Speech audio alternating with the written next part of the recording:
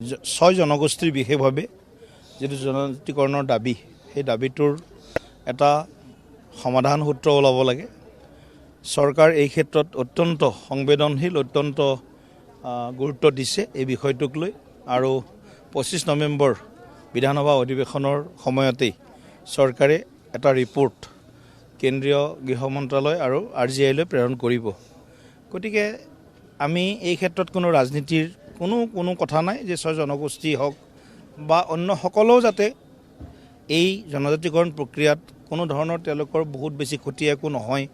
গতিকে এই ধৰণে আমাৰ জনজাতিকৰণ প্ৰক্ৰিয়াটো আমি আগবঢ়াই লৈ যাবলৈ আমি বদ্ধপৰিকৰ। আমি বিচাৰোঁ জনজাতিকৰণ হওক এইসকলৰ। খাকলাৰিদেৱৰ নিজৰ কিছু হিচাপ আছে চাগে সেইমতে কৰিছে, কিন্তু গোটেই কথাটো ইমান দীৰ্ঘদিনীয়া তেওঁলোকৰ দাবী তেওঁলোকৰ আন্দোলন তাকো কোনো নস্যাৎ কৰিব নোৱাৰে, কোনো চৰকাৰে নোৱাৰে, কোনো ৰাজনৈতিক দলে কৰিব নোৱাৰে।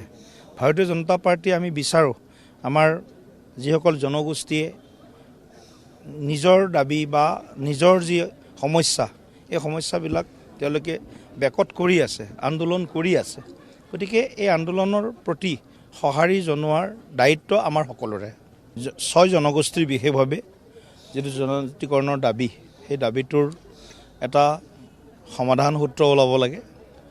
চৰকাৰ এই ক্ষেত্ৰত অত্যন্ত সংবেদনশীল অত্যন্ত গুৰুত্ব দিছে এই বিষয়টোক লৈ আৰু 25 নৱেম্বৰ বিধানসভা অধিৱেশনৰ সময়তেই চৰকাৰে এটা ৰিপৰ্ট কেন্দ্ৰীয় গৃহ মন্ত্ৰালয় আৰু RGI লৈ প্ৰেৰণ কৰিব। গতিকে আমি এই ক্ষেত্ৰত কোনো ৰাজনীতিৰ কোনো কথা নাই যে ছয় জনগোষ্ঠী হওক বা অন্য সকলেও যাতে এই জনজাতিকৰণ প্ৰক্ৰিয়াত কোনো ধৰণৰ তেওঁলোকৰ বহুত বেছি ক্ষতি একো নহয়। গতিকে এই ধৰণে আমাৰ জনজাতিকৰণ প্ৰক্ৰিয়াটো আমি আগবঢ়াই লৈ যাবলৈ আমি বদ্ধপৰিকৰ। আমি বিচাৰোঁ জনজাতিকৰণ হওক এইসকলৰ।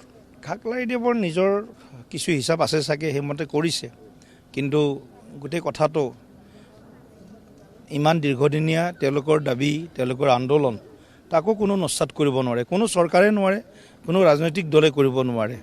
ভাৰতীয় জনতা পাৰ্টি আমি বিচাৰোঁ আমাৰ যিসকল জনগোষ্ঠীয়ে নিজৰ দাবী বা নিজৰ যি সমস্যা এই সমস্যাবিলাক তেওঁলোকে বেকত কৰি আছে, আন্দোলন কৰি আছে। গতিকে এই আন্দোলনৰ প্ৰতি সঁহাৰি জনোৱাৰ দায়িত্ব আমাৰ সকলোৰে।